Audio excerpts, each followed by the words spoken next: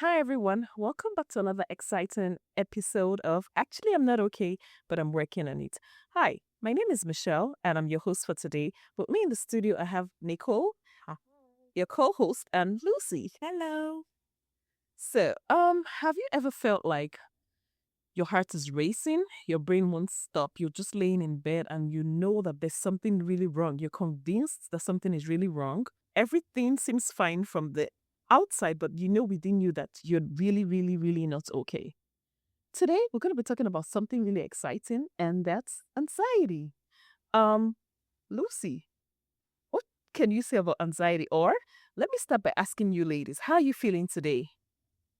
So today, my anxiety level has been through the roof. I was stuck in traffic for about 2 hours, coming all the way from Yonkers into Long Island to pick up my daughter's stuff. It was just a lot. Took me local. I really, really was Yes, anxious. it really shows. I'm trying. I know, right? Nicole, how are you feeling today? Today I'm okay. I'm always nervous to speak in front of people, so I'm just trying to just be calm and just relax. Yeah. Yeah, the same goes for me. Ladies and gentlemen, boys and girls, everyone, I feel really anxious today because it took me a lot to decide to record this today. So, um, the topic, like I mentioned earlier, is anxiety. We're going to just be talking briefly about anxiety, how it affects us daily, the symptoms you should watch out for, and how we can cope with the anxiety when anxiety hits us. So, Nicole, you say you don't like to talk in front of people, but you do so well, right? And I know this is not the first time that we've talked about it, right? My cousin, she's very much the same way. She does have social anxiety. She's the sweetest person in the whole world, right? But she does not like to be around. It like cripples her almost, right? Um, I get things like that and it's so silly. And I'm always eating, right? I'll catch anxiety if I'm at the drive through and it's my turn to go and I still don't know what I want. I feel the pressure right now. I'm like, oh my God, I have to hurry up and just get what I want to get. But, and then I'll normally just get my same thing. But you speak really well in front of people. Absolutely. I thank you for that. I appreciate the compliment, but you don't know what goes on the inside. I am sitting here dying. My stomach is like bubbling up in the inside.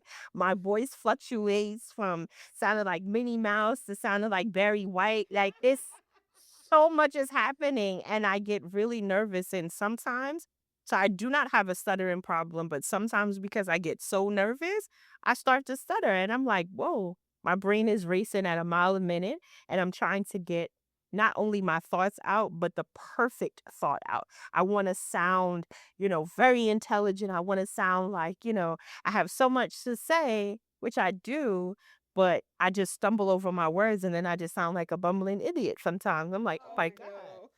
Oh, Mm. I think there are no perfect answers. There are no perfect sentences.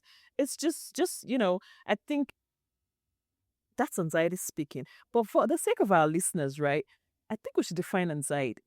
Luz, how would you define anxiety? So for me, right, the anxiety, this is not the clinical definition of anxiety, right? Right. But for me, it is your heart racing. You lose the taste in your mouth. You start to shake or you get dizzy. I get a ringing ear in a ringing sounds in my ear sometimes. And I feel like I'm about to pass out, right? And that's not all the time. It depends on the situations. Definitely the heart palpitations is like the first thing that happens. Right? Sure. Um, that's what it is for me. I don't know how it is for you. No, that sounds about right for me. It's the same way. Just basically, just I really have this unexplained level of fear all of a sudden and the circumstances sometimes are so it's unrealistic because it's like I'm in a room with people that I know, and yet I'm still nervous and I'm afraid that I'm going to just sound horrible in front of people that know me and know how I sound and know my thoughts.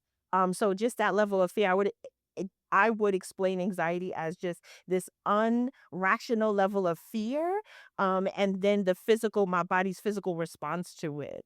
And that could be crippling, where I just freeze, I don't do anything. It could be, like you said, mention being dizzy, the ringing in the ear, definitely the heart palpitations, and my stomach. Oof, my stomach. Right. Yeah.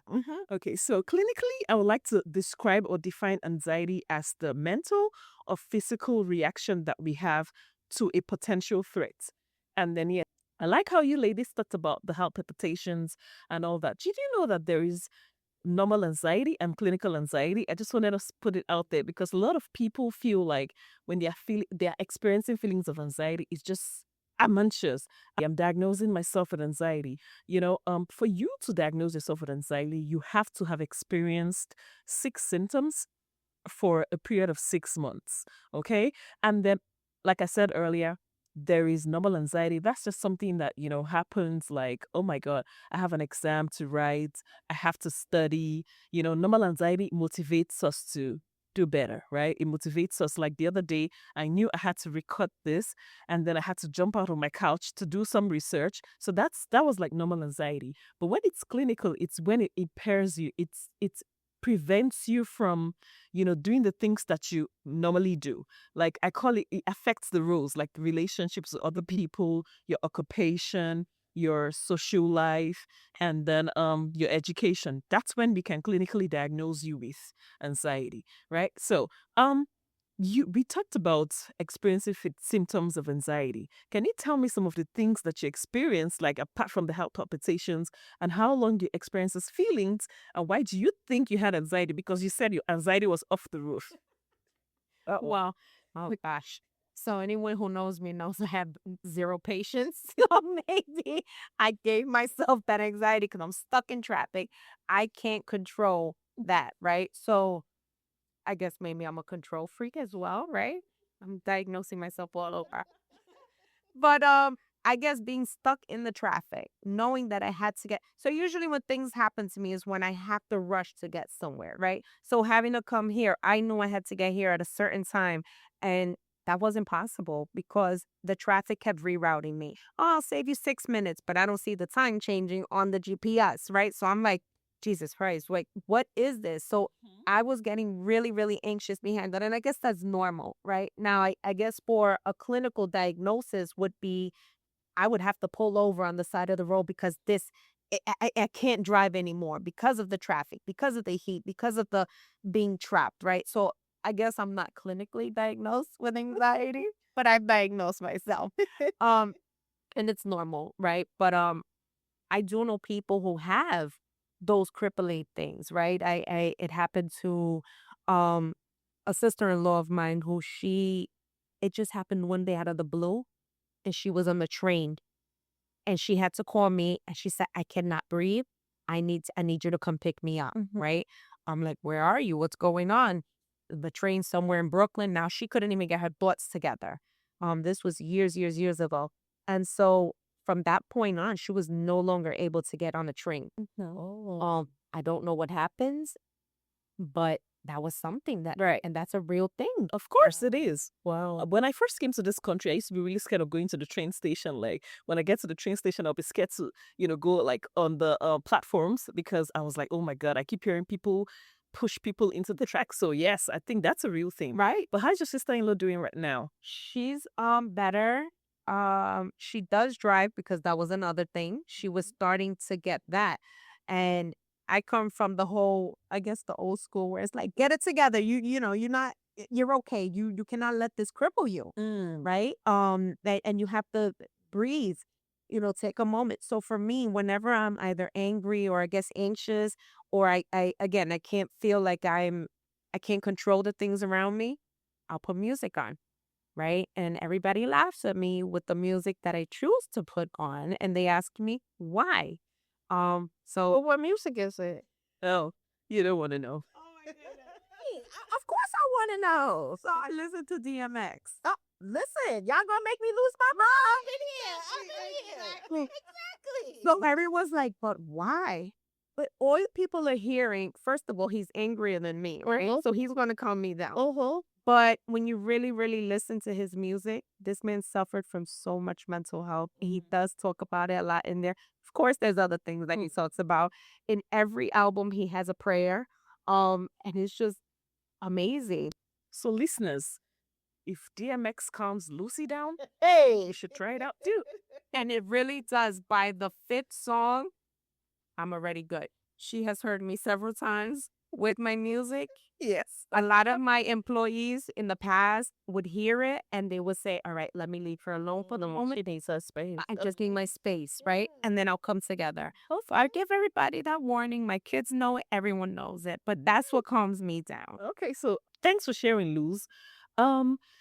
Before I'll listen to Nicole before I go back to the notion that people have about people that have anxiety, because you said something about telling your sister-in-law, forget about this feelings you're having and go about your business, live your normal life. So, but then before I come back there, I would like to hear what Nicole has to say about her experience with anxiety. So I think, I know that you said that clinically you have to have several symptoms for 6 months. But what about like me? I think part of my anxiety, I think I have social anxiety.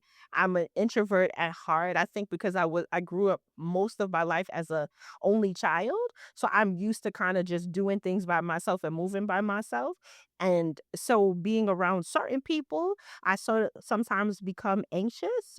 People that I don't know, what have you. And especially more in a professional setting, because I don't let my true crazy self come out. I'm a certified crash out, but that's a story for another day. So I have to hold it in. So I'm really most oftentimes not my truest self around people in a professional setting, and so I think that causes me to be anxious because I don't want the crash outside of me to come out. And also just there's a voice in my head that says that I have to be perfect at all time. Trauma that I had from, years ago. And so I'm fighting with myself all the time to be perfect. So I think every day I'm living with some level of anxiety.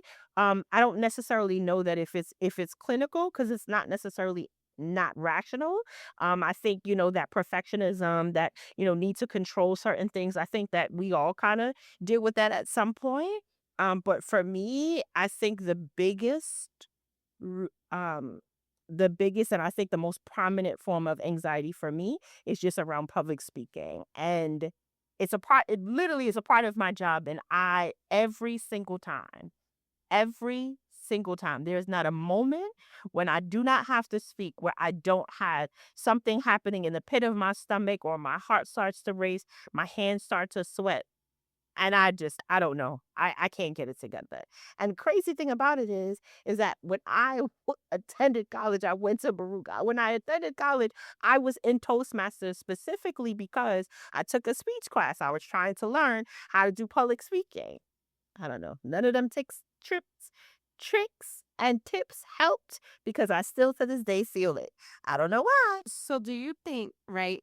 Because I always tell people, I'm like, no, I'm shy. And then everybody looks at me like I'm crazy because they're like, you are not shy. I am shy if I don't know the person, right? So, but you're not shy. Oh, trust me, I am. Oh gosh. So again, so all of those things, right? If I'm shy around the people, then I look like the biggest snob in the whole world. And then people are like, oh, she's, terrible. And so it's always been like that my entire life. It's been either she's a total B or no, she's really nice. You just need to get to know her, right?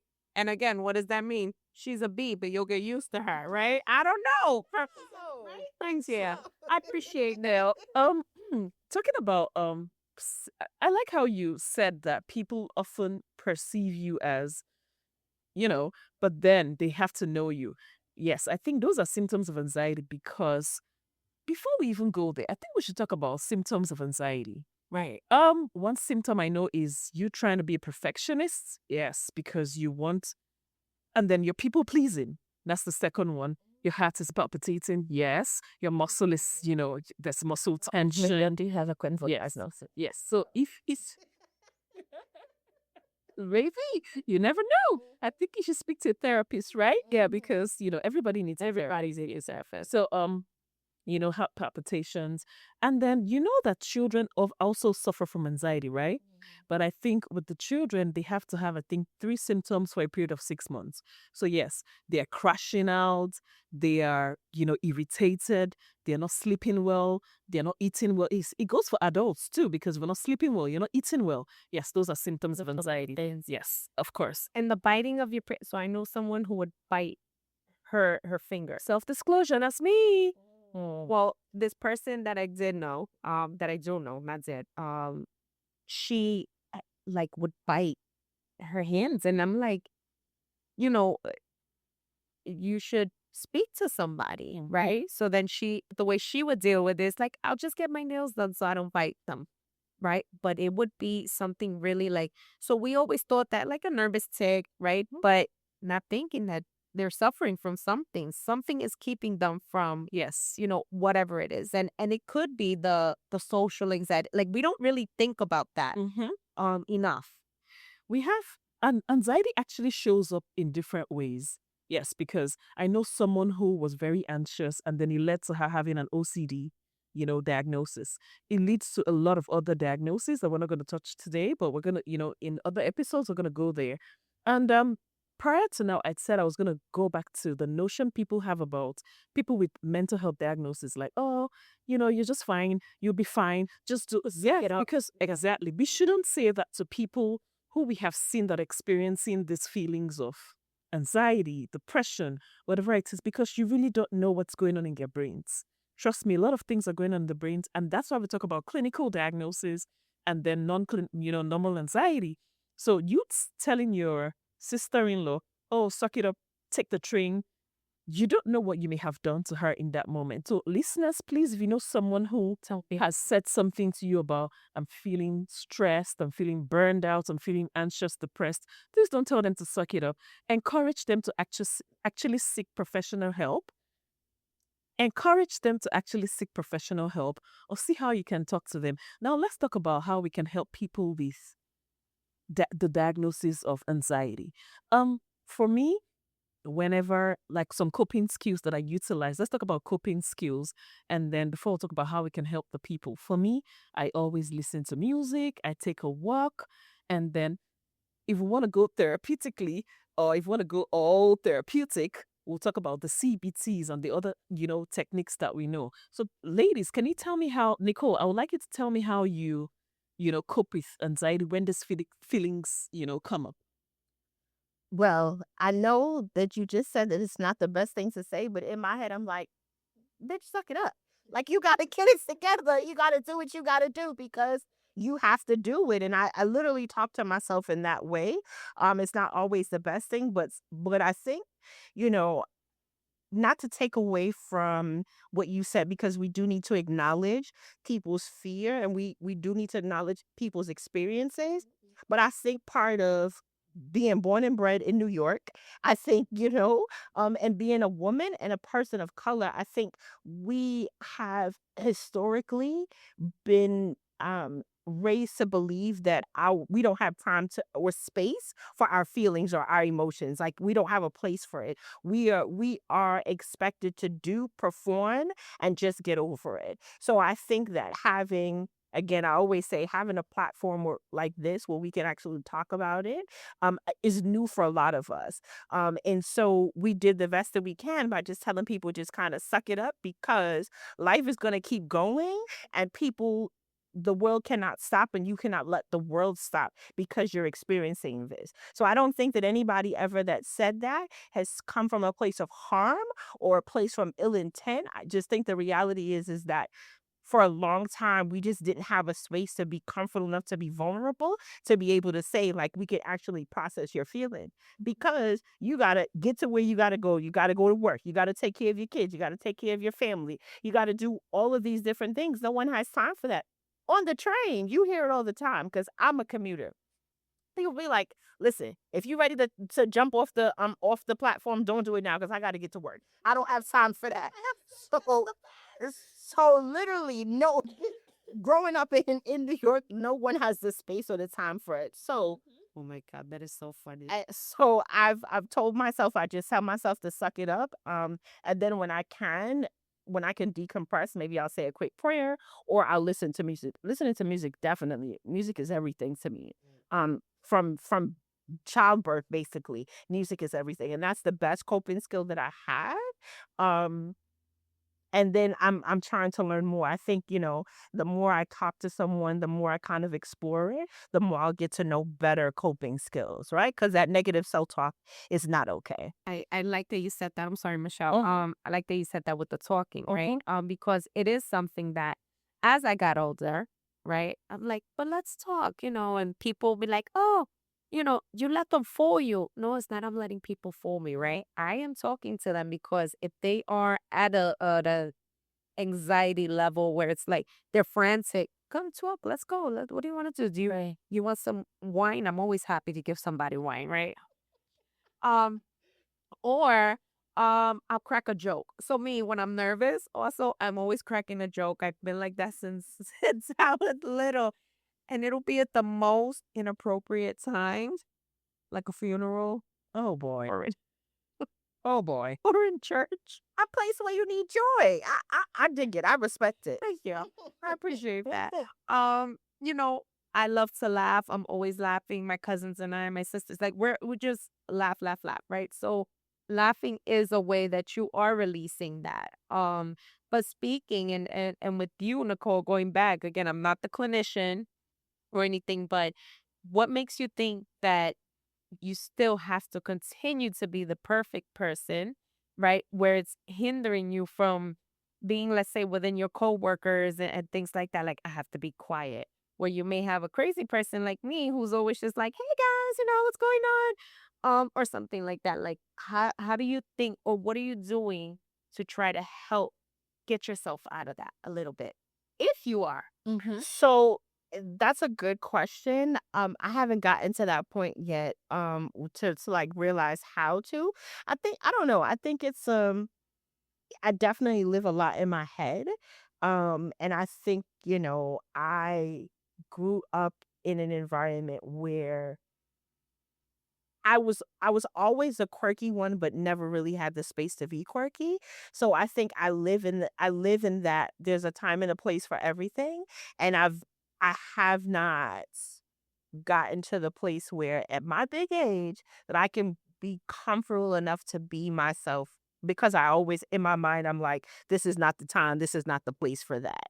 And I think that, I can benefit from speaking to someone, because as I want to move forward in my career, I know that, you know, building relationships and kind of having that and navigating through that social anxiety is important, because it's not always about what you know, it's about who you know. And that social anxiety is preventing me from having and building relationships with people in my career. So One more question. I'm so sorry.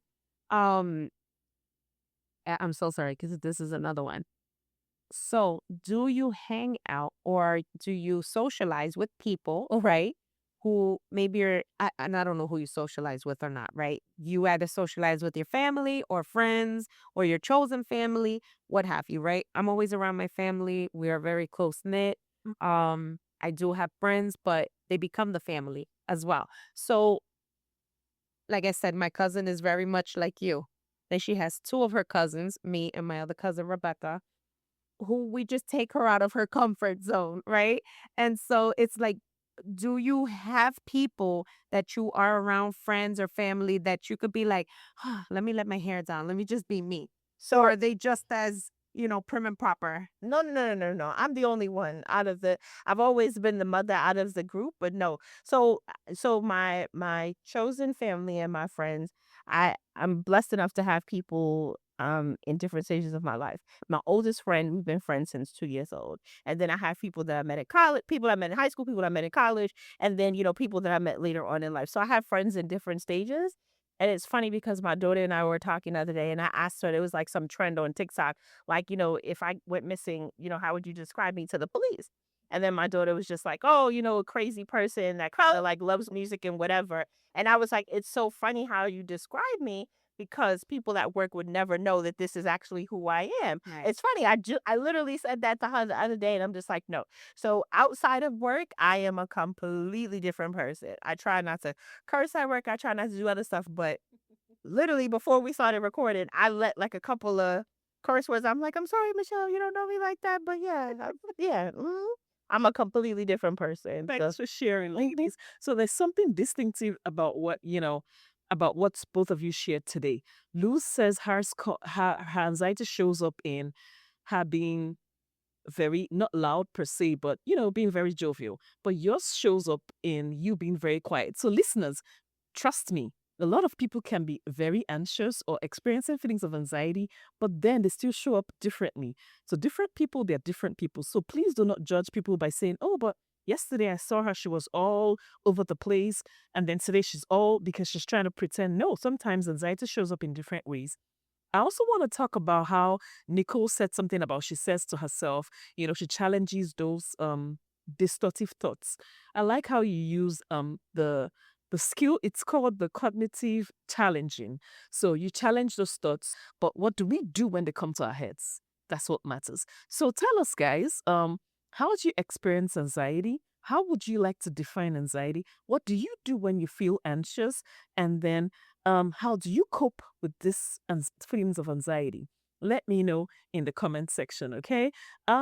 Let's wrap up by talking about skills that we can use. For me, I use a lot of mindfulness. I have the yoga mat. I do a lot of yoga, self-care. Yes, self-care is very important. We're going to talk about self-care in one of our other episodes, okay? Self-care is very important. Nicole mentioned that she prays. Yes, Nicole is our prayer warrior here, guys. I'm sure you observed that already. So yes, prayers work for a lot of people. So if prayers work for you, please pray. Music works for Lucy, please listen to music to calm your nerves down. Walking works for me. Yes, I took a lot of walks. I listen to music as well, and I pray. So tell us what works for you when you're feeling anxious. Ladies, would you like to tell the listeners anything before we finally wrap up? I'm just curious to see how many other people listen to DMX to calm them down. I'm just looking forward to the comment. First off, to hear that. it's dark and hell is hot. It's dark and hell is hot. Absolutely. Yes. So Listeners, I breathe also whenever I catch those heart palpitations. So again, one of my things is that I'm the youngest out of six. I like to be in control. So I don't like to allow things to control me. So when I do have those heart palpitations or anything like that, I'll breathe. I will just think about it and I have to get it together. To myself, that is what I'm saying. But the breathing does help. So would you like us to practice something today? Because maybe one of our listeners is experiencing feelings of anxiety, something that can just calm the person down today. What would you like us to do, Luz and Nicole? I think the breathing. I think the breathing. Breathing usually helps you focus on something and you just breathe. Okay. So that's just, I mean, and they do that a lot in yoga. You can't sit like this and breathe, but you would sit straight up. Okay, So let's so do that. All right. Let's sit straight. Okay, everybody, take at least a nice deep breath for 4 seconds.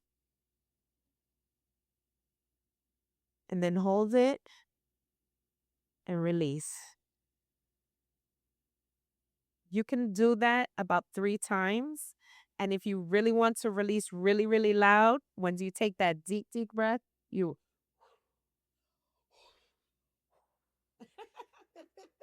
So ladies, all up. what would you like to take away from today's episode? What would you like to drop? You said you came into the studio feeling anxious. What would you like to drop today? Something you've held on to that is causing this anxiety. What would you like to drop today I don't know. at the end of the show? I can't control things. So why let it bother you? Right. I say it to my kids sometimes, but I have to practice that as well. Yeah, definitely for me. Dropping the need to be perfect. Dropping the need to be perfect. It is okay. I am beautiful still, flawed and all. Yeah. Yeah. Yes. Yeah. And what about you, Rizzo? What would I like to drop?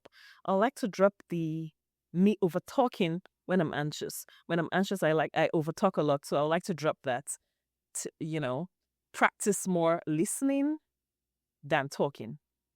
I think we can help each other with all of that. I think so. So we're Sure. here, right? I guess so. Yeah, we working on it. Yeah. So listeners and viewers, we've come to the end of the show today. We would like to hear from you. Tell us what you learned today. Tell us how you would like to cope with anxiety. Yes. Yes. See you next time. Sure. See you next time. Bye. Bye.